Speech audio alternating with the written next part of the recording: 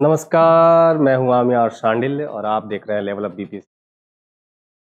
तो हम लोग सामाजिक और धार्मिक सुधार आंदोलन के तीसरे भाग में हाजिर हैं और इनमें हम एमसीक्यूज को सॉल्व करेंगे। जिन एमसीक्यूज से रिलेटेड जो अभी तक एग्जामिनेशंस में पूछे गए हैं, ये दरअसल थर्ड पार्ट का जो क्वेश्चंस है वो पीवाईक्यू है। जो पीवाईक्यू है प्रीवियस ईयर क्वेश्चंस है जो विभिन्न एग्जामों में पूछे गए हैं। उन क्वेश्चंस को मैं थर्ड सीरीज में थर्ड लेक्चर में लेके आ रहा हूँ। आधुनिक भारत में हम उस भाग में हम आके खड़े हो गए हैं जहां से अब हम स्वतंत्रता संघर्ष की तरफ बढ़ सकते हैं। एक और चैप्टर है, एक और पार्ट है, एक और पार्ट पढ़ना में वो पढ़ना है अन्य विद्रोहों, जिसमें हम किसान विद्रोह, जिसमें हम भील विद्रोह, जिसमें हम आदिवासी विद्रोह और जिसमें हम नागरिक विद्रोह के बारे में, निम्न जाति की विद्रोह के बारे में हम पढ़ेंगे। एक वो चैप्टर बचता है, उसके बाद तुरंत हम इंटर करेंगे कांग्रेस की स्थापना में। अर्थात हमने आधा आधुनिक भारत के सेक्शन खत्म कर लिए हैं और अब बचा हुआ है आधा, जो सबसे महत्वपूर्ण सेक्शन है।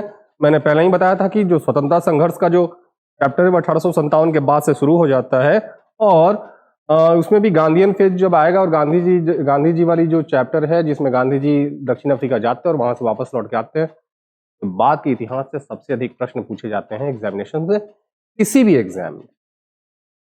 तो लेक्चर शुरू करने के पहले आप लोगों से फिर से एक बार याद दिलाना चाहूँगा आप लोगों को कि यदि आप नए हैं हमारे यूट्यूब चैनल पे, नए छात्र हैं और आपको लगा प्रीवियस पहले के लेक्चर्स आपने देखे हैं और तब हमसे जुड़ रहे हैं, तो आप जरूर सब्सक्राइब करेंगे, नोटिफिकेशन का बेल आइकन दबा देंगे ताकि वीडियोस जब आए तो उसकी नोटिफिकेशन आपको मिले।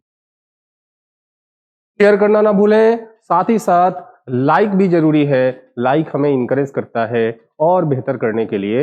लाइक हमें कोई मॉनेटरी वैल्यू नहीं देता, मॉनेटरी प्रॉफिट नहीं देता, हमें बस इंकरेज करता है। जितना अधिक लाइक बटन दबाते हैं उतने अधिक हम उत्साहित होते हैं, उतने अधिक हम चार्ज होते हैं। तो हमारे लिए एनर्जी है लाइक करिए ताकि हमें एनर्जी प्राप्त हो, हम और ज्यादा बेहतर करने की प्रयास में लगे रहें आपके लिए। इसी के साथ आज की लेक्चर स्टार्ट करते हैं। आज का लेक्चर में पहला प्रश्न जो है आपके सामने कुछ यूं है जो कहता है कि who is considered the father of Indian nationalism.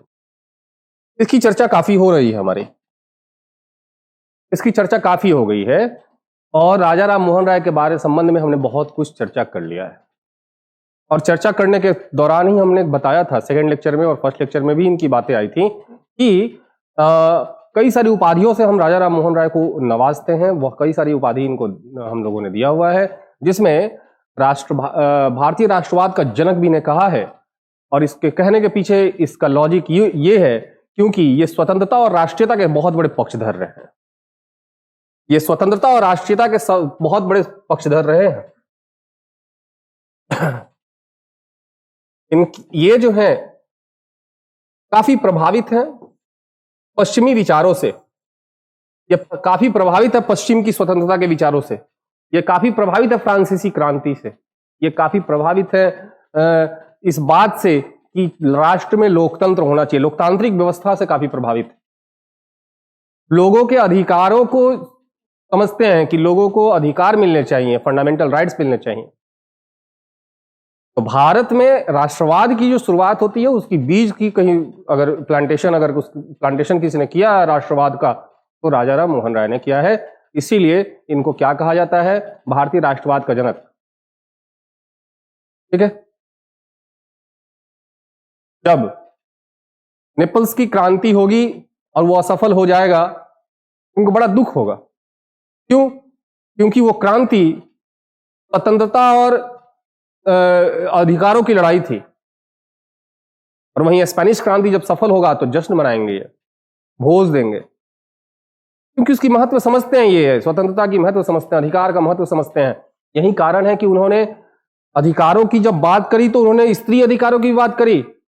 उन्होंने यहां तक कहा, ये हम 19वीं शताब्दी की शुरुआत की चरण की बात कर रहे हैं, जिस समय हमारा समाज रूढ़िवादिता में जकड़ा हुआ था, संकीर्णवादी समाज थी, कंजर्वेटिव सोसाइटी था।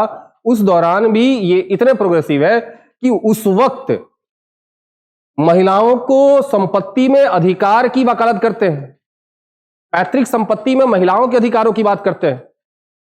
कहीं ना कहीं पश्चिमी विचारों से बहुत अधिक प्रभावित है और वहीं से राष्ट्रवाद की भावना को से इनके अंदर जो है प्रज्वलित होती है। और यही कारण है कि भारत के राष्ट्रवाद के जनक किसको कहा जाता है?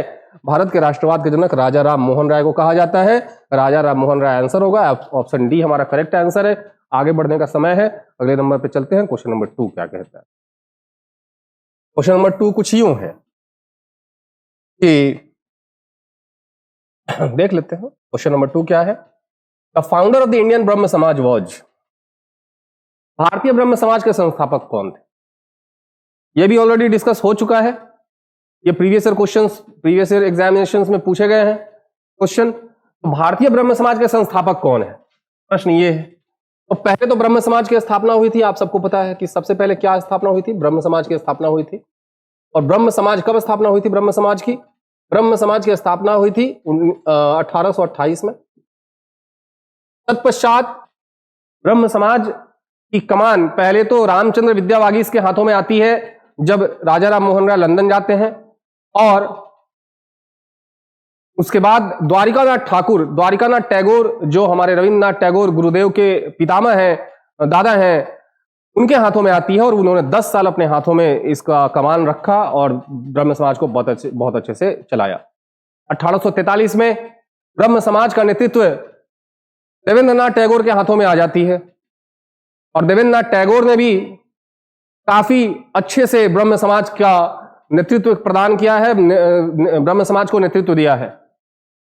इसी क्रम में एक बहुत उदारवादी सोच का व्यक्ति ब्रह्म समाज से जुड़ता है और यह उदारवादी सोच का व्यक्ति है केशव चंद्र सेन। केशव चंद्र सेन 1857 में केशव चंद्र सेन के हाथों में आती है ब्रह्म समाज का नेतृत्व। देवेंद्रनाथ टैगोर ब्रह्म समाज का नेतृत्व केशव चंद्र सेन के हाथों में देकर के हिमालय की चोटियों में चले जाते हैं। जब केशव चंद्र सेन के हाथों में ब्रह्म समाज की कमान आई, ब्रह्म समाज को इतना फैलाया, इतनी प्रसिद्धि दिलाई, इन्होंने पूरे मास इंडिया लेवल पे ब्रह्म समाज की प्रसिद्धि दिला दी। जो ब्रह्म समाज सिर्फ बंगाल तक सिमटा हुआ था और बंगाल के भी कुछ पर्टिकुलर हिस्सों में ही सिमटा हुआ था। सिर्फ बंगाल में ही 65 ब्रांचेस खोली गई, 65 ब्रांचेस खोली गई। इसके अतिरिक्त यूपी, पंजाब, मद्रास, महाराष्ट्र, कई सारे इलाकों में इसकी कई सारी ब्रांचेस खुली। तो अब यहां से ब्रह्म समाज पूरे भारत में फैलता चला गया। ब्रह्म समाज को एक प्रसिद्धि मिली केशव चंद्र सेन के कारण। यह कहा जा सकता है कि वो पहले भारतीय मिशनरी थे। अभी तक ईसाई मिशनरीज जो है अपनी मिशनरीज बना करके ईसाई धर्म की प्रचार कर रहे हैं। उन्होंने ब्रह्म समाज को एक मिशनरी का फॉर्म दिया। ये प्रथम भारतीय मिशनरी हैं जो एक अभियान के तहत, मिशन के तहत जो है हिंदू धर्म का प्रचार प्रसार कर रहे हैं और साथ ही साथ हिंदू धर्म में जो फैली कुरीतियां हैं उसका भी विरोध कर रहे हैं। जैसे पुरोहितों को उन्होंने नकार दिया। उन्होंने अवतारवाद को नकार दिया। किस पे बिलीव किया? उन्होंने बिलीव किया एकेश्वरवाद पे। ब्रह्म समाज के मूल सिद्धांतों में से एक है एकेश्वरवाद, एक ईश्वर है। और बहुदेववाद को नकार दिया कि बहुत सारे देवता है। नहीं, बहुत सारे देवता नहीं है, ये इन्होंने इस बात को नकार दिया। इसके अतिरिक्त इन्होंने छुआछूत, जाति व्यवस्था और सती प्रथा, बाल विवाह, बहु विवाह, पर्दा प्रथा, सबका विरोध किया है। समर्थन किसका किया है? स्त्रियों के अधिकारों की समर्थन करी है इन्होंने। स्त्रियों के आधुनिक शिक्षा का समर्थन किया है। स्त्रियों के पैतृक संपत्ति में अधिकार का समर्थन किया है। लेकिन केशव चंद्र सेन के समय में उदारवादी विचार इतने ज्यादा फैल गए कि ब्रह्म समाज की सभाओं में हिंदू धर्म का पाठ तो होता ही था, हिंदू ग्रंथों का पाठ तो होता ही था, यहां पर ईसाई और मुस्लिम ग्रंथों का भी पाठ होने लगा। और यह बात रूढ़िवादी ब्रह्म समाज के सदस्यों को बहुत ज्यादा डाइजेस्ट नहीं हुई। और उनमें से हमारे देवेंद्रनाथ टैगोर भी थे, बहुत रूढ़िवादी किस्म के व्यक्ति थे। उन्होंने न्यासी होने के तहत, जो ट्रस्ट था उस ट्रस्ट के न्यासी होने के तहत केशव चंद्र सेन को आचार्य की पदवी से हटा करके और ब्रह्म समाज का कमान अपने हाथों में ले लिया। तो अब ये बात कब की? 1865 की। तो 1866 में ब्रह्म समाज में टूट हो जाएगी। एक हो जाएगा ब्रह्म समाज जो देवेंद्रनाथ टैगोर के हाथों में रहेगा और एक होगा आदि ब्रह्म समाज जो बाद में चल के भारतीय ब्रह्म समाज कहलाएगा। और भारतीय ब्रह्म समाज की स्थापना केशव चंद्र सेन करेंगे। भारतीय ब्रह्म समाज की स्थापना केशव चंद्र सेन करते हैं। फैक्ट बेस्ड चीजें हमें समझनी है अभी सिर्फ, है ना, फैक्चुअल चीजें समझनी है हमें सिर्फ। एग्जामिनेशंस में आप जिस एग्जाम की प्रिपरेशन कर रहे हैं उसमें सिर्फ फैक्ट बेस्ड चीजें पूछी जाती हैं। कॉन्सेप्चुअल क्वेश्चंस जब आएंगे तो उस पर भी बातें होंगी, कई सारे मैंने क्वेश्चंस कॉन्सेप्चुअली बताई है आप लोगों को। तो अब यहां पर हो गया कि भारतीय ब्रह्म समाज की स्थापना कौन कर रहा है? भारतीय ब्रह्म समाज के संस्थापक देवेंद्रनाथ टैगोर नहीं, ये ब्रह्म समाज के कमान इनके हाथों में रही है। और ईश्वर चंद्र विद्यासागर नहीं, Keshav Chandra Sen. C is the correct answer, C is the correct answer, Keshav Chandra Sen is the correct answer. हम लोग आगे बढ़ते हैं। अब बारी है क्वेश्चन नंबर 3 की। क्वेश्चन नंबर 3 क्या कहता है वो देख ले और फिर हम अगले क्वेश्चन की तरफ बढ़ेंगे। तो यहां पर हमने देख लिया क्वेश्चन नंबर 2। क्वेश्चन नंबर 3 है, 3 क्वेश्चन आ जाओ भाई। Who founded the आदि ब्रह्म समाज? तो अभी बात हुई है, तुरंत बात हुई है, आदि ब्रह्म समाज की स्थापना किसने की है? तो बात वही है, भारतीय ब्रह्म समाज बोले या आदि ब्रह्म समाज बोले, पहले आदि ब्रह्म समाज था, वहीं बाद में चल के भारतीय ब्रह्म समाज के नाम से जाना गया। ब्रह्म समाज ऑफ इंडिया, ब्रह्म समाज ऑफ इंडिया। और ब्रह्म समाज ऑफ इंडिया का मूल सिद्धांत था कि वो सभी धर्मों को समाहित करके लेकर चलता था, जबकि सिर्फ ब्रह्म समाज की बात करें तो ब्रह्म समाज सिर्फ हिंदू धर्म को से रिलेटेड था। भारतीय ब्रह्म समाज सभी धर्मों को साथ में लेकर चलने वाला एक संस्था बना। और बाद में चल के हम देखेंगे 1878 में भारतीय ब्रह्म समाज में भी टूट हो जाएगी, एक साधारण ब्रह्म समाज की स्थापना होगी, जिसकी स्थापना आनंद मोहन बोस और शिवनाथ शास्त्री करते हैं। तो यहां पर भी आंसर क्या होगा? Keshav Chandra Sen. Keshav Chandra Sen is the correct answer. Adi Brahmo समाज की स्थापना किसने की है? केशव चंद्र सेन। ये सब पहले के एग्जाम्स में पूछे गए सवाल है।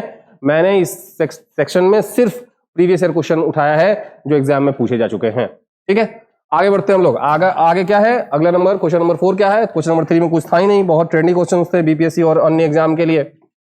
अब अगला एक क्वेश्चन है, who is the exponent of pragmatic Vedanta?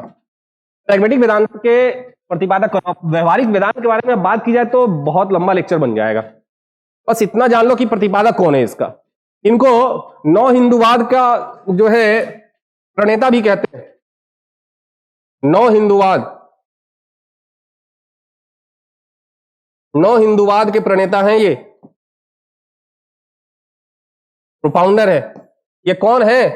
Dayanand Saraswati, राजा राम मोहन राय, महात्मा गांधी, विवेकानंद। उपरोक्त में से कोई नहीं, एक उपरोक्त या एक से अधिक, है ना, मोर than one of the above और नन ऑफ द अबव। तो भाई व्यवहारिक वेदांत के प्रतिपादक है वो विवेकानंद है। वो क्या, कौन है? विवेकानंद है। और विवेकानंद को ही नौ हिंदूवाद के प्रणेता कहते हैं, है ना। इन्होंने हिंदुइज्म को फिर से रिवाइव किया। और आपको पता होना चाहिए विवेकानंद मूर्ति पूजा के समर्थक थे, याद रखिएगा, पूजा के समर्थक थे। इनका विश्वास मानववाद में था। ये इनका सिद्धांत दरिद्रों की सेवा करना था। दरिद्र इनका कहना था कि पेट की अग्नि के सामने धर्म का कोई महत्व नहीं है। पहले पेट की अग्नि बुझेगी तभी धर्म का महत्व होगा कोई, है ना। तो मानववाद से प्रेरित जो है इनके सिद्धांत हुआ करते थे। आगे बढ़ते हम लोग। अगला क्वेश्चन क्या कहता है? अगला क्वेश्चन कहता है, क्वेश्चन नंबर 5 क्या है? क्वेश्चन नंबर 5 कुछ यूं है कि which of the following eminent social reformers gave ज्ञान योगा, कर्म योगा एंड राज योगा? निम्नलिखित में से किस प्रख्यात समाज सुधारक ने ज्ञान योग, कर्म योग और राज योग का क्या योग दिया है? Swami Vivekananda, MG Ranade, Raja Ram Mohan Roy, Ramakrishna Paramahamsa, more than one of the above या वन ऑफ द अबव? क्या लगता है आपको आंसर क्या होना चाहिए? क्या आप कमेंट सेक्शन में इसका आंसर देना चाहेंगे? राजयोग, कर्म योग और ज्ञान योग की सिद्धांत किसने दिए हैं? कमेंट सेक्शन में जवाब दीजिए। तब तक मैं आपका आंसर यहां पे कर देता हूं, और जब मैं ये बोल रहा हूं उस समय आप पहले जवाब देंगे, तब आगे बढ़ेंगे आप। ठीक है, ओके। तो आंसर, करेक्ट आंसर इज स्वामी विवेकानंदा। स्वामी विवेकानंदा ने ज्ञान योग, कर्म योग और राजयोग के सिद्धांत दिए हैं। ये उन समाज सुधारकों में थे जो कर्म पे बिलीव रखते थे। कर्म योग, है ना, ज्ञान योग, ज्ञान जितनी अधिक ज्ञान अर्जित करे उतना ज्यादा आपकी जो है आंतरिक जो चक्षु है, आंखें हैं, वो खुलेंगी, चीजों को देखने का ब्रॉडर पर्सपेक्टिव, एक आइडिया लगता है। तो ज्ञान योग के बारे में बात कर रहे हैं वो लोग, वो ठीक है। अगले क्वेश्चन की तरफ चलते हैं। अगला क्वेश्चन क्या कहता है? Question number 6, the British empire is completely rotten. corrupt in every way, it is tyrannical and inferior. Who said the above statement? British साम्राज्य पूर्णतः सड़ा गला, हर तरह से भ्रष्ट, अत्याचारी और हीन है। अब बताओ कि ये, मैं एक हिंट दे देता हूं, कमेंट सेक्शन में आप जवाब दीजिए। ये इसका एक हिंट है कि ये विवेकानंदा की शिष्या हैं और ये आयरलैंड से आई हुई हैं। अब इस पर तो आइडिया लग जाना चाहिए, ये आयरलैंड से आई हुई हैं। इनका नाम, ओरिजिनल नाम आयरिश लेडी हैं, ये आयरिश लेडी हैं, आयरिश महिला हैं। और ये कहां से आई हैं? आयरिश में। इनका नाम है मार्गरेट नोबेल, मार्गरेट नोबेल। और ये विवेकानंदा की, स्वामी विवेकानंदा की शिष्या है, स्वामी विवेकानंद की शिष्या है। और ये नाम किस नाम से जानी जाती हैं? ये जानी जाती हैं भगिनी निवेदिता या सिस्टर निवेदिता के नाम से। सिस्टर निवेदिता कहिए इंग्लिश में या हिंदी में भगिनी निवेदिता।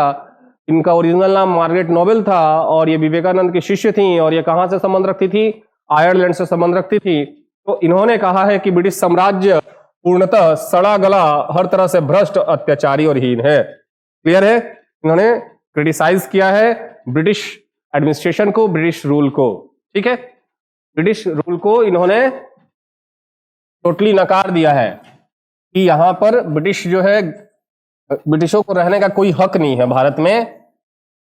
अब अगले प्रश्न में बढ़ते हैं हम। अगला प्रश्न एग्जाम में पूछे गए प्रश्न है, याद रखिएगा, एग्जाम में पूछे गए प्रश्न है ये सारे। क्वेश्चन नंबर 7 क्या कहता है? क्वेश्चन नंबर 7 है कि if I have no time to think of God, I have no time to think of God because there is still a lot of work to be done on this earth. मेरे पास भगवान के बारे में सोचने का समय नहीं है क्योंकि इस धरती पर अभी बहुत काम किया जाना बाकी है। इस स्टेटमेंट को एक बहुत बड़ी स्टेटमेंट है भाई, मानव सेवा ही सबसे बड़ी सेवा है।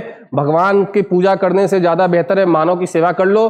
मानव का भगवान ईश्वर द्वारा बनाई गई जो सबसे अमूल्य और सबसे बेहतरीन कृति है उनकी, और वो है मनुष्य। तो मनुष्य की सेवा, मनुष्य की सेवा ही ईश्वर की सेवा हो जाएगी, ईश्वर की सेवा हो जाएगी। हमें अलग से ईश्वर के बारे में, हमें ईश्वर को याद क्यों करना?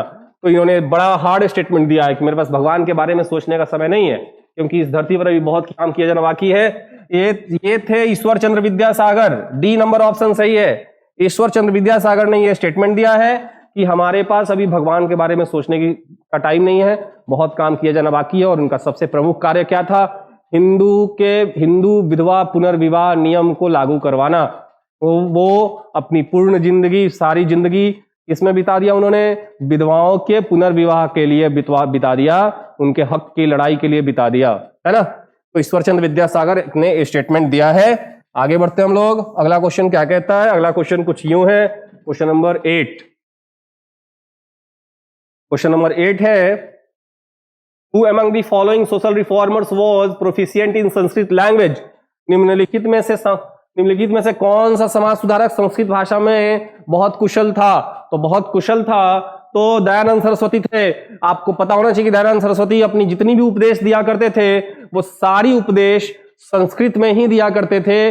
लेकिन 1872 में बहुत बड़े प्रेरणा स्रोत इनके बनेंगे केशव चंद्र सेन। 1872 में इनकी मुलाकात केशव चंद्र सेन से होती है और केशव चंद्र सेन ने कहा कि तुम हिंदी में अपनी उपदेश दिया करो क्योंकि हिंदी का पहुंच ज्यादा जनसंख्या में है, ज्यादा लोगों में है, तो तुम हिंदी में अपनी बातें कहा करो। यही कारण है कि जो सत्यार्थ प्रकाश, जिसमें आर्य समाज की मूल सिद्धांत, मूल नियम कानून लिखी गई है दयानंद सरस्वती द्वारा, वो पहले संस्कृत में लिखी जानी थी लेकिन बाद में केशव चंद्र सेन की प्रेरणा से ही उसको हिंदी में लिखी गई। तो संस्कृत आता था दयानंद सरस्वती को, वो पूर्णतः अपनी उपदेशों को 1872 तक वो उन्होंने किस भाषा में दिया है?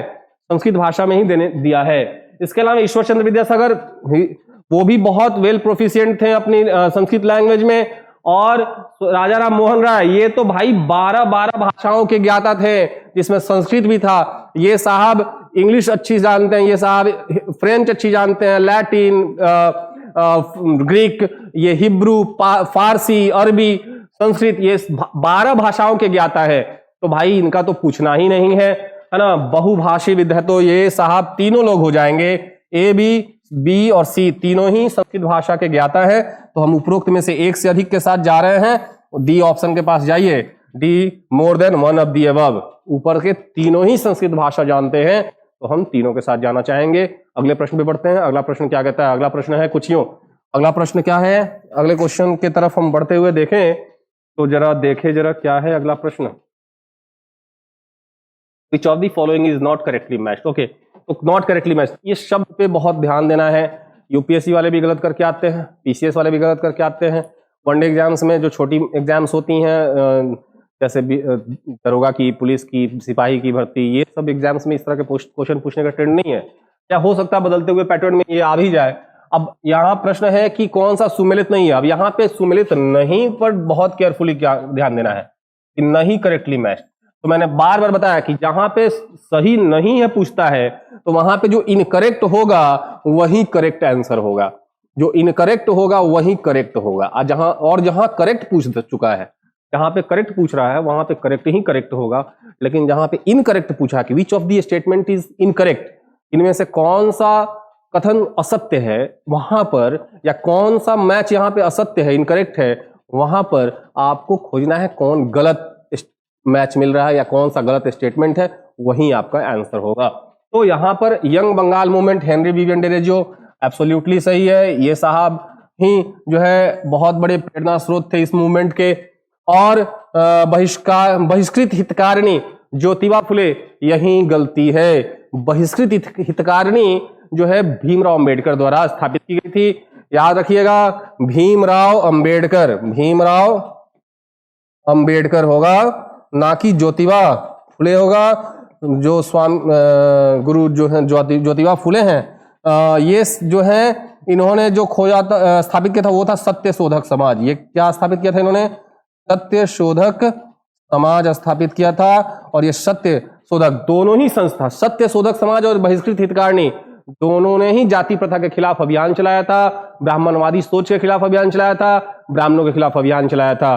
तो एक तरीके से ये निम्न जाति की आंदोलन थी। निम्न जाति अपनी हक की लड़ाई के लिए आंदोलन कर रहे थे, बहिष्कृत हितकारिणी भी और सत्य शोधक समाज भी। ठीक है, तो बी नंबर आंसर आपका सही है, क्योंकि ये मैच गलत था। तो जो मैच गलत था वही हमारा आंसर था। ये अगला चेक कर लेते हैं। थियोसोफिकल सोसाइटी, कर्नल ऑलकॉट सही है।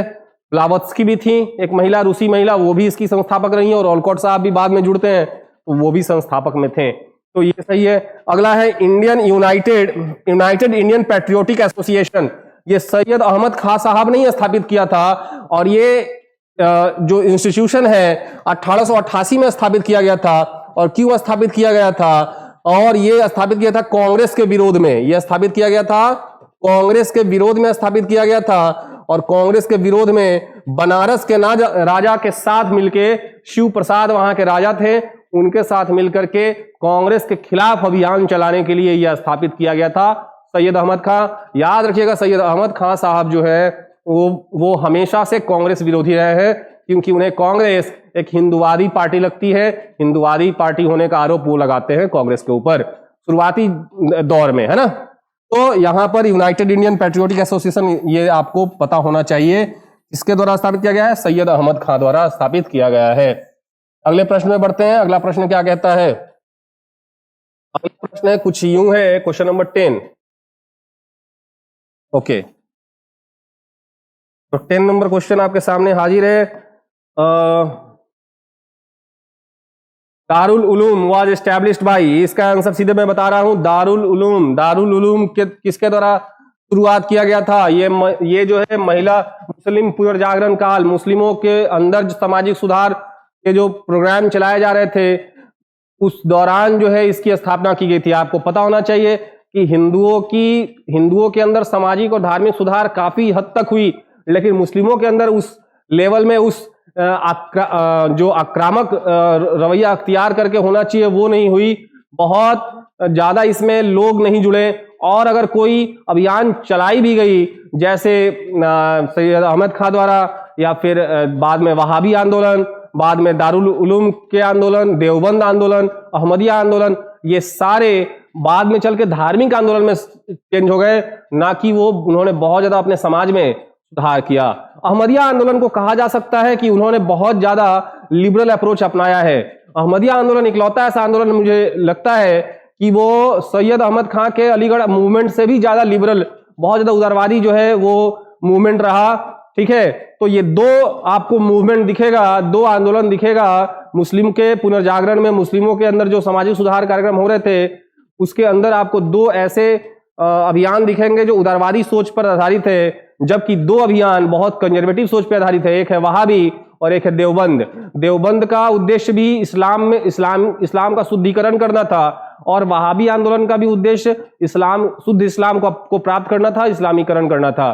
तो यह टोटली धार्मिक आंदोलन था, इसीलिए इसका नेचर सांप्रदायिक था। जबकि सैयद अहमद खां मुसलमानों को बहुत ज्यादा एडवांस, बहुत ज्यादा जो है आधुनिक बनाना चाहते थे। एक तरह से कह सकते हैं कि वो पश्चिमीकरण करना चाहते थे मुस्लिमों का, और वहीं अहमदिया आंदोलन भी उदारवादी विचारों पर ही आधारित था, बहुत ज्यादा लिबरल थॉट्स पर आधारित था। तो यहाँ पर दारुल उलूम की स्थापना किसके द्वारा की गई थी? मौलाना शिबली नुमानी। मौलाना शिबली नुमानी द्वारा इसकी स्थापना की गई है। मौलाना शिबली नुमानी जो हैं वो अलीगढ़ मूवमेंट से भी जुड़े रहे हैं, और बाद में ये देवबंद आंदोलन से भी जुड़ेंगे। तो उन्होंने ही दारुल उलूम की स्थापना की थी। चलिए अगले प्रश्न पे बढ़ते हैं। अगला प्रश्न क्या कहता है? अच्छा, ये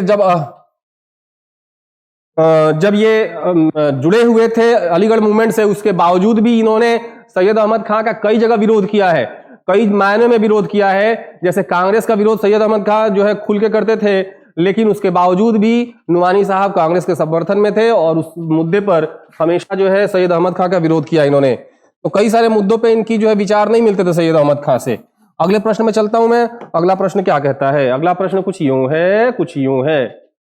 इन which year Deoband movement was started in United Provinces? Deoband movement start हुआ है सहारनपुर में। देवबंद कहां पे है? सहारनपुर, यूपी। सहारनपुर आज भी है ये आंदोलन चल रहा है। वहां पे बड़ी यूनिवर्सिटी है जिसमें इस्लाम की पढ़ाई होती है। तो देवबंद आंदोलन ये स्टार्ट हुई थी 1866 में। ये 1866 में स्टार्ट हुई थी। अब इसमें है क्या कहीं? रशीद अहमद गंगोही और ननौतवी के द्वारा स्टार्ट किया गया था ये देवबंद मूवमेंट, और ये इसका उद्देश्य था इस्लाम का शुद्धिकरण या इस्लाम का शुद्धिकरण इसका उद्देश्य था। और ये आंदोलन जो है कांग्रेस के समर्थन में थी। कांग्रेस का समर्थन करता था देवबंद, कांग्रेस का समर्थन करता था। तो जहां सैयद अहमद खां क्या थे? सैयद अहमद खां जहां कांग्रेस का विरोध कर रहे थे, वहीं देवबंद आंदोलन कांग्रेस के समर्थन में था। और इन्होंने फतवा जारी कर दिया सैयद अहमद खां के खिलाफ। सैयद अहमद खां का जो पैट्रियोटिक एसोसिएशन था, यूनाइटेड इंडियन पैट्रियोटिक एसोसिएशन, उसके खिलाफ इन्होंने फतवा जारी कर दिया। क्यों? क्योंकि वो एसोसिएशन कांग्रेस के खिलाफ काम कर रही थी।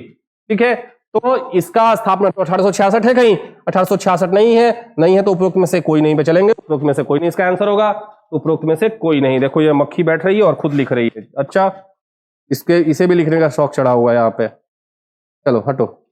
ठीक है, तो यहाँ पे संयुक्त प्रांत में देवबंद आंदोलन किस वर्ष प्रारंभ हुआ? 1866 में। ये नोट डाउन कर लेना है। उपरोक्त में से कोई नहीं होगा। चलिए आगे बढ़ते हैं। आगे बढ़ने के क्रम में हमारे सामने निकल के आएगा क्वेश्चन नंबर 12। क्वेश्चन नंबर 12 क्या कहता है वो हम लोग देख ले जरा। ओके, तो क्वेश्चन नंबर 12 कुछ यूं है कि born in 1853, he was a Parsi from Western India. He was the editor of Indian Spectator and Voice of India. He was a social reformer and was main fighter in the favor of age of consent of 91. सब पढ़ लो। अगर जहां पे as of consent 81 आया, पिछले lecture में यदि आपने देखा होगा तो आपको पता होगा कि एज ऑफ कॉन्सेंट जो कानून आया, जिसमें स्त्री जो लड़कियां हैं उनके विवाह की उम्र बढ़ा दी गई, वो उसके पक्षधर, उसके समर्थन में कौन खड़ा था? यही पारसी समाज सुधारक हैं। ये उस समय के बहुत महान समाज सुधारकों में से थे। इन्होंने विधवा पुनर्विवाह के पर भी बहुत ज्यादा अपने पक्ष रखे हैं। बाल विवाह के लिए बहुत ज्यादा ये एक्टिव थे। तो ये कौन है? ये देखेंगे हम लोग। ये साहब है, नाम है क्या इसमें? नाम है बीएम मालाबारी। बीएम मालाबारी साहब है। अब अगर ये नाम जैसे ही एज ऑफ कॉन्सेंट 91 आता है, BM मालाबारी सीधे मार देना है, साइन कर देना, उस पर टिक लगा देना और कलर कर देना है OMR सीट। तो BM मालाबारी साहब जो है उनकी जन्म 1853 में हुई। वो पारसी समुदाय से थे। कहाँ से थे? वेस्टर्न इंडिया से थे, पश्चिमी भारत से थे। और उन्होंने दो जो है पत्रिका का संपादन किया है। एक है इंडियन एक्सपेक्टेटर। कौन सा है? इंडियन एक्सपेक्टेटर। और एक है वॉइस ऑफ इंडिया, और एक है वॉइस ऑफ इंडिया। ये भी नोट डाउन कर लेना, कल को पूछ दे कि इंडियन एक्सपेक्टेटर के संपादक कौन थे, तो कौन थे? BM मालाबारी। या वॉइस ऑफ इंडिया के संपादक कौन थे? तो BM मालाबारी थे। ठीक है, तो यहाँ पे कई सारे फैक्ट आपके निकल के आ गए। ऐसा नहीं है कि सिर्फ क्वेश्चन ही है, इसमें कई सारे फैक्ट भी हैं। इनका जन्म कब हुआ? 1853 में, ये भी आपको पता होना चाहिए। तो स्टेटमेंट में कुछ भी पूछ सकता है भाई, आपको पहले से तैयार रहना है। क्वेश्चन के अंदर ही कई सारे GK के टर्म आपके मिल गए यहाँ पे। क्वेश्चन नंबर 13 में चलते हैं। क्वेश्चन नंबर 13 क्या कहता है? क्वेश्चन नंबर 13 आपके सामने है पूना सार्वजनिक सभा। ओके, पूना सार्वजनिक सभा जो है इसकी स्थापना किसके द्वारा की गई थी? 1870 में महादेव गोविंद रानाडे द्वारा की गई थी। 1870 में महादेव गोविंद रानाडे, बी ऑप्शन हमारा करेक्ट आंसर है, महादेव गोविंद रानाडे। और यही पूना सार्वजनिक सभा लंदन में संसद में जाकर के महादेव गोविंद रानाडे के नेतृत्व में प्रत्यक्ष निर्वाचन का डिमांड करेगी। प्रत्यक्ष निर्वाचन का डिमांड करेगी और भारतीयों को ज्यादा से ज्यादा उसमें एंट्री, जो इंडियन लेजिस्लेटिव काउंसिल है उसमें भारतीयों की एंट्री के लिए अपनी पक्ष रखेगी। तो पूरा सार्वजनिक सभा की स्थापना किसने की है? महादेव गोविंद रानाडे ने की है। ये कौन से समाज से जुड़े हुए थे? महादेव गोविंद रानाडे ने प्रार्थना समाज से जुड़े हुए थे। और इन्हीं के रहने के दौरान प्रार्थना समाज जो है प्रसिद्धि पाती है। प्रार्थना समाज कब स्थापित की जाती है? 1867 में। 1867 में। और प्रार्थना समाज के संस्थापक कौन है? आत्माराम पांडुरंग। प्रार्थना समाज के संस्थापक कौन है? आत्माराम पांडुरंग जो है इसके संस्थापक हैं। तो महादेव गोविंद रानाडे के जुड़ने के बाद प्रार्थना समाज ने प्रसिद्धि पाई और इसके साथ जो है कई बड़े नाम भी इनके साथ जुड़ते चले गए। और प्रार्थना समाज ने महाराष्ट्र और खासतौर पर दक्कन के हिस्सों में कई सारे सामाजिक सुधार आंदोलन किए, जिसमें प्रमुख रूप से छुआछूत, जाति प्रथा के खिलाफ, बाल विवाह के खिलाफ, बहु विवाह के खिलाफ, विधवा पुनर्विवाह के लिए। यहाँ महादेव गोविंद रानाडे की एक पत्नी रही जिनका नाम है पंडिता रमाबाई।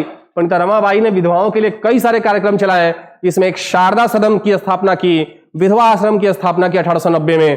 तो जो है इस तरह से इन्होंने कई सारे समाज सुधार करने के कार्य किए हैं। और जो है इनको सुकरात, पश्चिम का सुकरात भी कहा जाता है, पश्चिम भारत का सुकरात भी कहा जाता है, याद रखिएगा, पश्चिम भारत का सुकरात भी कहा जाता है इनको। ठीक है, और पश्चिमी पुनर्जागरण के प्रणेता भी हैं। पश्चिम भारत में जो पुनर्जागरण हुआ उसके कमान यही संभाल रहे थे। तो आगे बढ़ते हैं हम। आगे बढ़ने के क्रम में हमारे सामने जो निकल के आता है क्वेश्चन नंबर 14। क्वेश्चन नंबर 14 कहता है कि MC Setalvad, BN Rao and अलादी Krishna Swami Iyer were eminent members of. MC Setalvad, BN Rao और अलादी कृष्णा स्वामी अय्यर इसके प्रतिष्ठित सदस्य थे। किसके थे? खोजिए। स्वराज पार्टी के, all India national liberal federation, Madras labour union या सर्वेंट ऑफ इंडिया सोसाइटी। यहां पर हम जाएंगे सर्वेंट ऑफ इंडिया सोसाइटी के साथ। सर्वेंट ऑफ इंडिया सोसाइटी के ये तीनों सदस्य रहे हैं MC सीतलवाड़, BN राव और अलादी कृष्णा स्वामी अय्यर। अलादी कृष्णा स्वामी अय्यर बाद में कॉन्स्टिट्यूएंट असेंबली के भी सदस्य रहेंगे और BN राव साहब कॉन्स्टिट्यूशनल एडवाइजर बनेंगे। याद होना चाहिए, कॉन्स्टिट्यूशनल मतलब संवैधानिक सलाहकार बनेंगे। ये सर्वेंट ऑफ इंडिया सोसाइटी से जुड़े हुए लोग हैं, सर्वेंट ऑफ इंडिया सोसाइटी से। और सर्वेंट ऑफ इंडिया सोसाइटी की स्थापना किसने की है? गोपाल कृष्ण गोखले। और आपको पता होना चाहिए, एक फैक्ट आप जान लीजिए कि गोपाल कृष्ण गोखले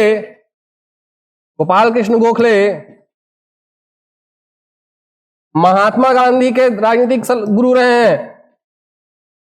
महात्मा गांधी के राजनीतिक गुरु रहे हैं। और गोपाल कृष्ण गोखले के कौन राजनीतिक गुरु रहे हैं? MG रानाडे। MG रानाडे गोपाल कृष्ण गोखले के राजनीतिक गुरु हैं। और गोपाल कृष्ण गोखले के राजनीतिक गुरु कौन है?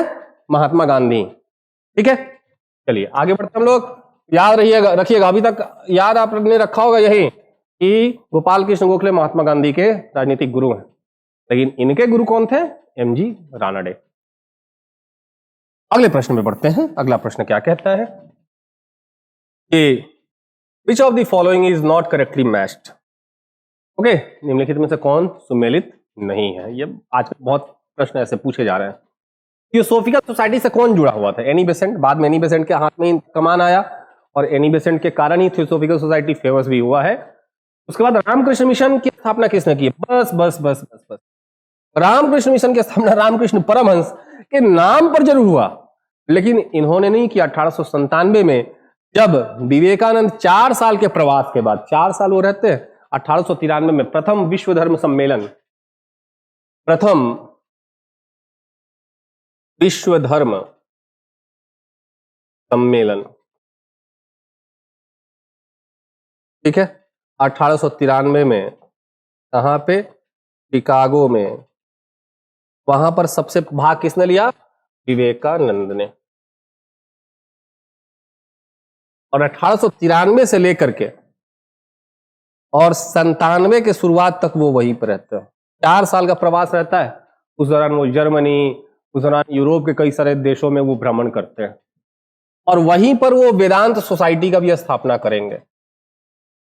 वेदांत सोसाइटी का भी स्थापना करेंगे। खैर, जब वो 1897 में भारत आते हैं, उन्होंने अपने गुरु के नाम पर एक संस्था की स्थापना की और उस संस्था का नाम था रामकृष्ण मिशन। तो यहां पर रामकृष्ण परमहंस के नाम पर है, लेकिन इसकी स्थापना किसने की है? विवेकानंद ने की। विवेकानंद ने ब्रह्म 1897 में। कब? 1897 में, ठीक है। ब्रह्म समाज की स्थापना राजा राम मोहन राय ने की है और आर्य समाज की स्थापना दयानंद सरस्वती ने की है। ये तो सही है। तो यहाँ पे बी ऑप्शन हमारा गलत था। बी ऑप्शन जो है हमने सुधार दिया, यही हमारा आंसर होगा। कौन सुमेलित नहीं है? बी सुमेलित नहीं है। अगली तरफ बढ़ते हैं। अगला क्वेश्चन 60 नंबर क्या कहता है? ओके, कहानी सुनो। तो हिस्ट्री तो पूरी कहानी ही है। एक गाना है ना, कहानी सुनो, पाकिस्तानी सिंगर का। चलिए, तो कहानी सुनो। यहां पे अगले क्वेश्चन में, who said if God tolerates untouchability then I will never consider him a God.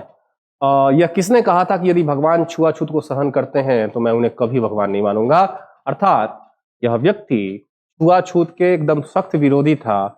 हालांकि यह वर्ण व्यवस्था के समर्थक रहे हैं और हिंदुओं को हिंदुओं के अंदर राष्ट्रीयता की भावना भरने में इनका बहुत बड़ा रोल रहा है। इन्होंने हिंदू जो जनसंख्या है और खासतौर पे दक्कन और जो महाराष्ट्र के क्षेत्रों में इनका बहुत बड़ा योगदान रहा हिंदुओं के अंदर राष्ट्रीयता, नेशनलिज्म की भावना जागृत करने में। और यह व्यक्ति है बाल गंगाधर तिलक। बाल गंगाधर तिलक ने कहा कि यदि भगवान छुआछूत को मानते हैं तो मैं उन्हें भगवान मानूंगा ही नहीं, क्योंकि भगवान ने तो इंसानों के अंदर छुआछूत नाम का कोई चीज दिया नहीं होगा। ये तो इंसानों ने खुद के लिए बना लिया, प्रिविलेज एस्टैब्लिश करने के लिए। हमें विशेषाधिकार है, नीचे वाले को विशेषाधिकार नहीं मिलेगा। जिसका दबदबा होगा सोसाइटी के ऊपर वो अपनी जो है वर्चस्वता स्थापित करेंगे। अच्छा, आपको पता है एक चीज कि विवेकानंद ने जब भविष्यवाणी करी थी कि एक सर्वहारा मतलब सबका, बहुजन का शासन आएगा आने वाले वक्त में, और इसकी शुरुआत चाइना और रूस से होगी। और देखिए, रूस में भी रूसी क्रांति हुई और वहां पे कम्युनिज्म आया और वहां पे जो है मजदूरों का और जनता का शासन आया। और चाइना में भी कम्युनिज्म आया, जहां पे मजदूरों का, कम्युनिज्म का अलग कॉन्सेप्ट है, उस पर अलग विचार करेंगे। लेकिन साम्यवाद का जो विचार है वो क्या कहता है कि राज्य नहीं होने चाहिए, राज्य पे विश्वास नहीं करता, पूंजीवाद पे विश्वास नहीं करता, पूंजीपतियों पे विश्वास नहीं करता, संसाधनों पर राज्य का अधिकार। और और राज्य का अधिकार कहने का तात्पर्य कि सारे जनता का अधिकार संसाधनों पर, है ना। तो एक तरह से उस समय विवेकानंद ने इसकी भविष्यवाणी कर दी थी। चलिए अगले प्रश्न में बढ़ते हैं। Question number 17। क्वेश्चन नंबर 17 क्या कहता है? क्वेश्चन नंबर 17 कहता है कि Who was the founder of Bahujan Samaj? Bahujan Samaj के संस्थापक कौन है? बहुजन समाज दरअसल जैसे सत्यशोधक समाज थी जो निम्न जाति के आंदोलन चलाए, जो है ब्राह्मणवादी जो समाज है, ब्राह्मणवादी सोच है, विचार है और ब्राह्मणों के खिलाफ एक अभियान था। जो पहले से बने बनाए जो रूढ़िवादी परंपराएं हैं उसके खिलाफ एक अभियान था। वैसे ही भीमराव अम्बेडकर की बहिष्कृत हितकारिणी थी, उसी तरह से बहुजन समाज का भी यही रोल रहा है। बहुजन समाज ने भी निम्न जाति के आंदोलन चलाए हैं और खास तौर पे यह ब्राह्मणों के खिलाफ अभियान चलाया गया था। इसकी स्थापना किसने की है? मुकुंदराव पाटिल और शंकरराव जाधव, दोनों ने ही इसकी स्थापना की है। मुकुंदराव पाटिल और शंकरराव जाधव। तो हम चलेंगे उपरोक्त में से एक से अधिक में, ऑप्शन नंबर ई हमारा करेक्ट आंसर है। उपरोक्त में से एक से अधिक, मोर than one of the. Okay, आगे आगे बढ़ते हैं। क्वेश्चन नंबर 18 क्या कहता है? क्वेश्चन नंबर 18 कहता है कि the presentation by whom of the demands for the right to enter the temples led to fierce riots in the Tiruveli in 1899। मंदिरों में प्रवेश के अधिकार की मांग किसके द्वारा प्रस्तुत करने के कारण 1899 में तिरुवेली में भयंकर दंगे हुए? आपको पता है इन पहले के समय में निम्न जातियों को मंदिरों में प्रवेश नहीं मिलता था।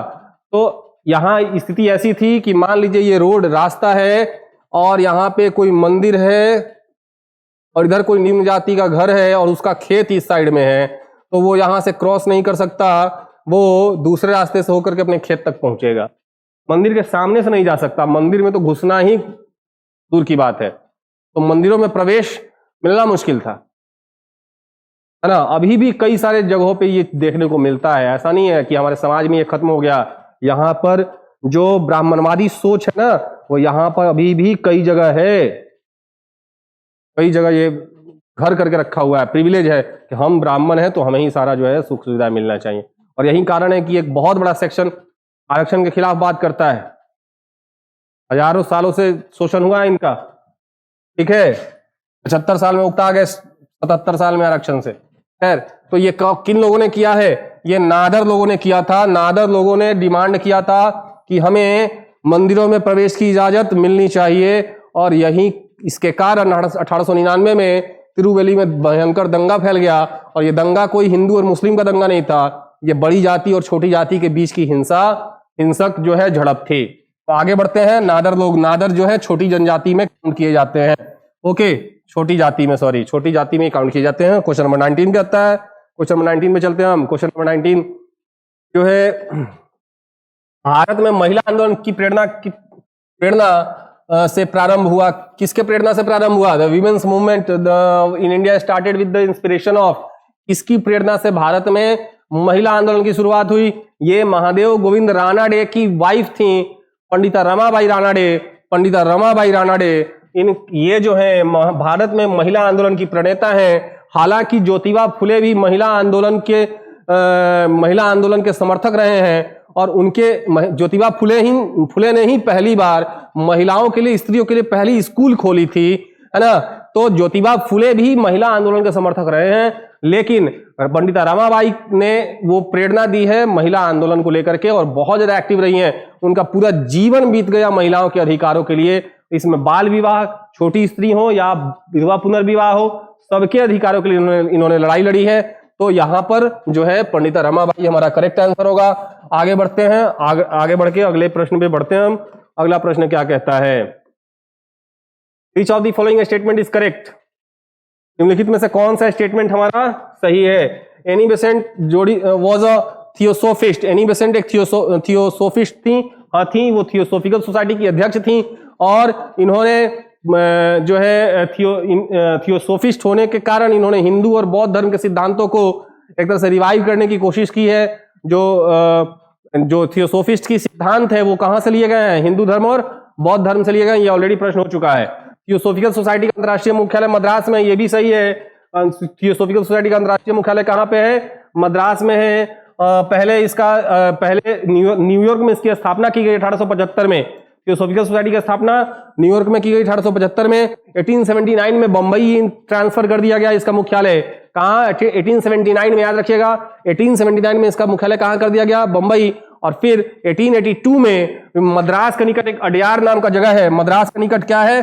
अडयार। अडयार में अंतर्राष्ट्रीय मुख्यालय इसकी स्थापित की गई है। कब? 1882 में, 1882। ठीक है, तो ये इसी थियोसॉफिकल सोसाइटी के कौन में शामिल होने के क्रम में कांग्रेस की स्थापना होगी। जब कांग्रेस का स्थापना जब हम देखेंगे तो उसमें हम देखेंगे स्वामी दयानंद सरस्वती ने ब्रह्म समाज की स्थापना की। अरे स्वामी दयानंद सरस्वती ने आर्य समाज की स्थापना की थी, ये तो गलत हो गया, आर्य समाज की स्थापना की थी।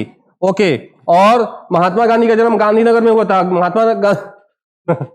गांधीनगर में हुआ था या पोरबंदर में हुआ था? पोरबंदर में हुआ था ना, तो पोरबंदर में। तो ये दो स्टेटमेंट सही है नीचे के, और दो स्टेटमेंट ऊपर के गलत है। तो सॉरी, ऊपर के दो स्टेटमेंट सही है और नीचे के दो स्टेटमेंट गलत है। और पूछ क्या रहा है, इनमें से कौन सा कथन सही है? तो जब कौन सा कथन सही है, तो दो कथन सही है। दो कथन सही है तो हम कहां जाएंगे? मोर than one of the above, उपरोक्त में से एक से अधिक स्टेटमेंट हमारा सही है, तो ई ऑप्शन में हम जाएंगे। ई ऑप्शन हमारा सही है, मोर than one of the above.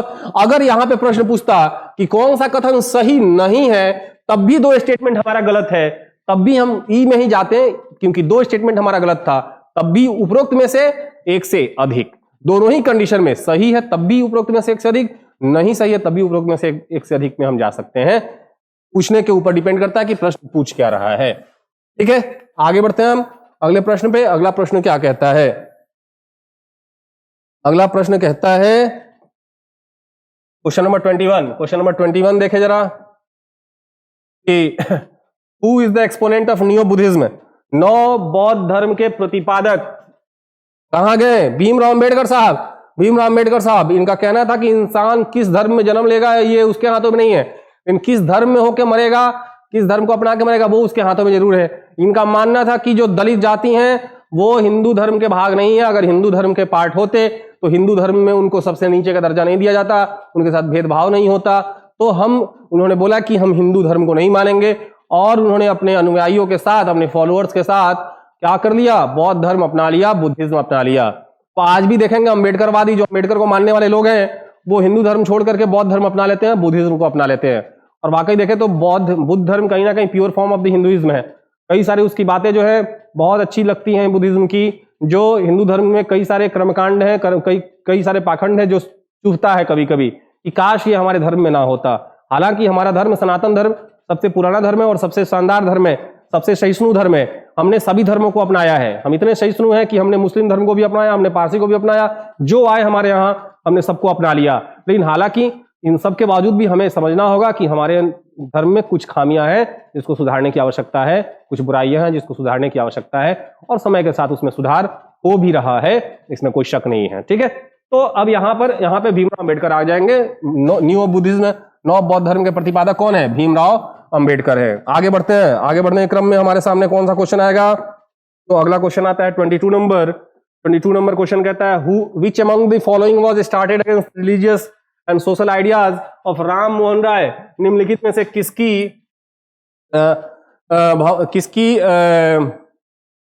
शुरुआत राम मोहन राय के धार्मिक सामाजिक विचारों के विरुद्ध में हुई थी?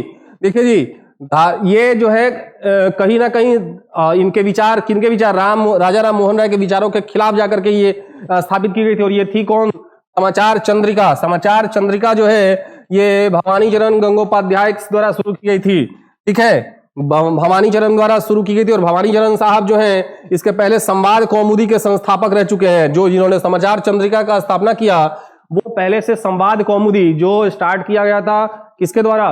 राजा राम मोहन राय द्वारा, उसके संपादक रह चुके हैं। लेकिन 1822 में जाकर के ये स्टार्ट कर देंगे क्या? समाचार चंद्रिका नामक पत्रिका, जो राजा राम मोहन राय के विचारों के उलट है। चलिए आगे बढ़ते हम लोग। आगे बढ़ते के क्रम में हमारे सामने क्वेश्चन आएगा, क्वेश्चन नंबर 23। क्वेश्चन नंबर 23 क्या कहता है? क्वेश्चन नंबर 23 कुछ यूं है, to whom is the credit for the revival of the Vedas?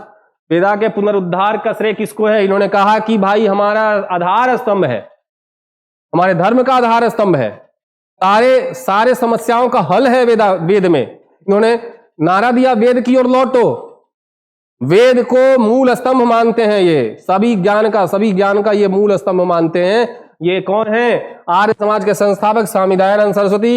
इनका कहना है कि सभी समस्याओं का हल है वेद में, वेद ही जो है हमारा आधार स्तंभ होना चाहिए ज्ञान का, शिक्षा का।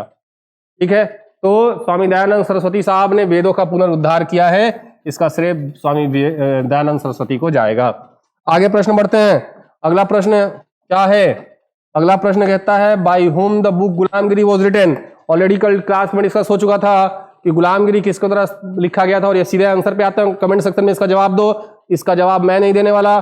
कल का लेक्चर अगर यदि आपने देखा है तो कल के लेक्चर में आपको ये मिला होगा गुलामगिरी शब्द। गुलामगिरी किसके द्वारा लिखा गया है, इसका आंसर आप कमेंट सेक्शन में देंगे। और तो इसका आंसर मैं नहीं देने वाला। ऑप्शन है भीमराव अंबेडकर, ज्योतिबा फुले, पेरियार और महात्मा गांधी। आपको पता होना चाहिए इन चारों ने ही जो है जाति व्यवस्था पे चोट किया है। इन चारों ने ही जाति व्यवस्था पे, वर्ण व्यवस्था पे तो नहीं, जाति व्यवस्था पे, छुआछूत पे चोट किया है इन्होंने। महात्मा गांधी भी, पेरियार का पूरा जीवन ब्राह्मणवादी विरोध आंदोलन में निकल गया। ज्योतिबा फुले पूरी उनकी जीवन जो है निम्न जाति और दलितों के उत्थान में, पुनरुत्थान में लग गई। भीमराव अंबेडकर का भी जीवन काल जो है निम्न जाति और दलितों के लिए ही समर्पित थी। तो ये चारों ही जो है निम्न जाति और दलितों के लिए समर्पित कर देते हैं अपनी जीवन।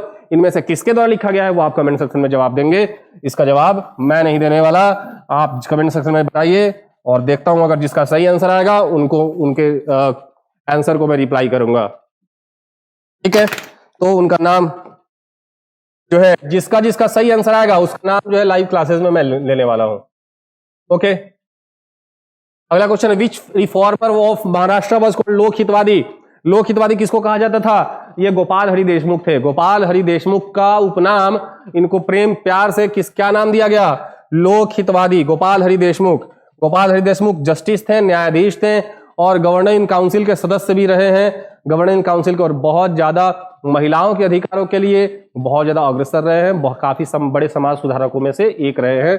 तो गोपाल हरि देशमुख को क्या कहा जाता है? लोकहितवादी। एग्जाम में पूछ चुका है बीपीएससी के। अगले क्वेश्चन में चलते हैं। अगला क्वेश्चन क्या कहता है? 26 number, the campaign for widow remarriage in Maharashtra was led bye.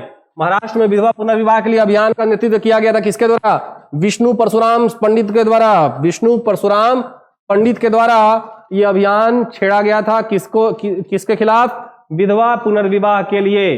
कहां पे? महाराष्ट्र में। वहीं बंगाल में यदि पूछा जाए स्पेशली कि बंगाल में किसके द्वारा छेड़ा गया था, तो ईश्वर चंद्र विद्यासागर। बंगाल में ईश्वर चंद्र विद्यासागर। हालांकि विधवा पुनर्विवाह के लिए डीके कर्वे का भी नाम लिया जाता है और विधवा पुनर्विवाह के लिए जो है पंडिता रमाबाई के लिए का भी नाम लिया जाता है, लेकिन नेतृत्व दिया था इस ऑप्शन के अकॉर्डिंग, यहां पे जो ऑप्शन दिया है उसके अकॉर्डिंग विष्णु परशुराम पंडित होगा। ठीक है, अगर उसमें और भी ऑप्शन होता जिन्होंने विधवा पुनर्विवाह के लिए लड़ाई लड़ी है तो फिर उपरोक्त में से एक से अधिक पे हमें जाना पड़ता। चलिए अगले प्रश्न में बढ़ते हैं। अगला प्रश्न क्या कहता है? 27 number, who was the Bengal leader who opposed socio religious reforms and supported conservatism. यह बंगाली नेता कौन था जिसने सामाजिक धार्मिक सुधारों का विरोध किया और रूढ़िवाद का समर्थन किया? दिमाग से संकीर्ण थे, दिमाग से छोटे सोच वाले लोग व्यक्ति थे। इन्हें परंपरा में बहुत विश्वास था, ट्रेडिशन में बहुत विश्वास था। परंपरा का आंचल कोई पकड़ के रखता है तब तक जब तक कि वो उसका कोई साइंटिफिक प्रूफ ना मिल जाए कि इसके अगेंस्ट में ही हम जा सकते हैं। परंपरावादी लोग, कंजर्वेटिव लोग होते हैं, वो बदलाव पसंद नहीं करते, और बदलाव पसंद ना करने वाले लोग जो है हर नई चीज का विरोध करते हैं। तो समाज सुधार का भी विरोध कर रहे थे ये, और इन्होंने सती प्रथा का घनघोर विरोध किया। सती प्रथा का घनघोर विरोध किया। नाम था इनका राधाकांत देव, राजा राधाकांत देव। इन्होंने 1830 में सती प्रथा का समर्थन करने के लिए धर्म सभा की स्थापना की है, पहले भी हो चुका है। इन्होंने सती प्रथा का समर्थन करने के लिए किसी भी प्रकार का सामाजिक सुधार के खिलाफ ये कार्य कर रहे थे। ये किसी प्रकार का सामाजिक सुधार नहीं चाहते थे। तो आगे बढ़ते हैं। क्वेश्चन नंबर 28 क्या कहता है? चलिए देखते हैं हम लोग क्वेश्चन नंबर 28 में। Which of the following pairs is not correctly match. ठीक है, फिर से मैच आ गया कि कौन सा सही सुमेलित नहीं है। चलिए, servant society of India Gopal Krishna Gokhale होगा, सही है। ये कब स्थापित किया गया था? 1905 में। Social service league N M Joshi, सही है। कब स्थापित किया गया था? 1911 में। सेवा समिति एचएन कुंगरू, हृदयनाथ कुंगरू इनका नाम है, हृदयनाथ कुंगरू। तो ये जो है 1914 में स्थापित किया गया था, सही है। समाज सुधार संघ, ये गलत है, श्री राम वाजपेयी नहीं होगा। श्री राम ये चंदवारकर जो होगा और भंडारकर, ये साहब जो है दो लोग मिलके इन्होंने स्थापित किया है समाज सुधार संघ। ठीक है, ये कब स्थापित किया जाएगा? 1903 में। याद रखिएगा, समाज सुधार संघ कब स्थापित किया जाएगा? 1903 में। तो इसके साल आपके स्थापना वर्ष याद रखने, हो सकता है कि आपका सोसाइटी का नाम दे दे और साल दे दे, स्थापना वर्ष, उसमें एक गलत दे दे, बोले कि अब इसमें खोजिए कौन सा गलत है या कौन सा सही है। तो साल भी आपको पता होना चाहिए कब स्थापित किया जा रहा है। आगे बढ़ते हैं हम लोग। बढ़ने के क्रम में हमारे सामने क्वेश्चन आता है, क्वेश्चन नंबर 29। क्वेश्चन नंबर 29 देखते हैं क्या है। ओके, तो क्वेश्चन नंबर 29 है, by whom the Rajahmundry social reforms association was established in 1871 AD with the objective of encouraging window remarriage. देखो विडो रीमैरिज को लेकर कितने एक्टिव लोग हैं। राजमुंद्री में विधवा पुनर्विवाह को प्रोत्साहित करने के उद्देश्य से 1871 में राजमुंद्री में सोशल रिफॉर्म एसोसिएशन की स्थापना किसके द्वारा की गई थी? वीरेशलिंगम। ये आंध्र सोशल सर्विस से भी संबंधित है, आंध्र सोशल सर्विस से भी संबंधित है। और सोशल सर्विस और खास तौर पे ये किस समाज से जुड़े हुए हैं? वीरेशलिंगम प्रार्थना समाज से जुड़े व्यक्ति हैं। कौन समाज से? प्रार्थना समाज से जुड़ा हुआ व्यक्ति है ये। तो वीरेशलिंगम ने विधवा पुनर्विवाह, क्योंकि प्रार्थना समाज विधवा पुनर्विवाह के लिए बहुत एक्टिव है, एमजी राणा इसी के सदस्य हैं। तो ये विधवा पुनर्विवाह को लेकर के इन्होंने राजमुंद्री में एस्टैब्लिश किया था, Rajahmundry social reform association, Veeresalingam. ठीक है, वीरेशलिंगम। आगे बढ़ते हैं, क्वेश्चन नंबर 30 और आज का लास्ट क्वेश्चन, आज के लेक्चर का लास्ट क्वेश्चन है, कौन है? Who among the following was associated with the Hindu female school secretary. निम्नलिखित में से कौन सचिव के रूप में हिंदू महिला स्कूल से जुड़ा हुआ था? तो यहाँ पर ईश्वर चंद्र विद्यासागर होगा। ईश्वर चंद्र विद्यासागर जो है वो हिंदू फीमेल स्कूल में क्या थे? सेक्रेटरी हुआ करते थे। तो Ishwar Chandra Vidyasagar is the correct answer. इसी के साथ आशा है कि आपको ये 3 लेक्चर्स की जो सीरीज आई, इसमें हमने समाज सुधार आंदोलन और धार्मिक सुधार आंदोलन को देखा, उसमें आपको कई सारे कॉन्सेप्ट को, टोटल 90 क्वेश्चन हमने देखे और 90 क्वेश्चन के साथ साथ मुझे लगता है कि सैकड़ों फैक्ट्स आपके सामने निकल के आए होंगे। तो मुझे आशा ये लेक्चर्स आपको पसंद आई होगी। अब बारी है अगले चैप्टर की, अगले चैप्टर पे हम चलने वाले हैं। और ये अगर आपको लेक्चर पसंद आ रही है तो इसको शेयर करना मत भूलिए, शेयर करिए, अपने सोशल मीडिया हैंडल पे लेवल अप बीपीएससी को टैग करिए। साथ ही साथ जो है, आप यदि नए स्टूडेंट हैं हमारे लेक्चर को देख रहे हैं तो सब्सक्राइब करिए, नोटिफिकेशन का बेल आइकन दबाइए ताकि जब भी नोटिफिकेशन आए लेक्चर की तो आपको मिल जाए। और लाइक करना मत भूलिए, हमारे लेक्चर्स को लाइक की बहुत ज़्यादा आवश्यकता है। जितना ज़्यादा लाइक करेंगे उससे हमें पता चलेगा कि बच्चे कितना पसंद कर रहे हैं हमें और कितना ज़्यादा अटेंटिव है हमारे लिए, हमारे लेक्चर्स के लिए। ओके, तो मिलते हैं हम लोग अगले लेक्चर में। तब तक के लिए विदा लेता हूँ आपसे। Thank you so much, enjoy your video.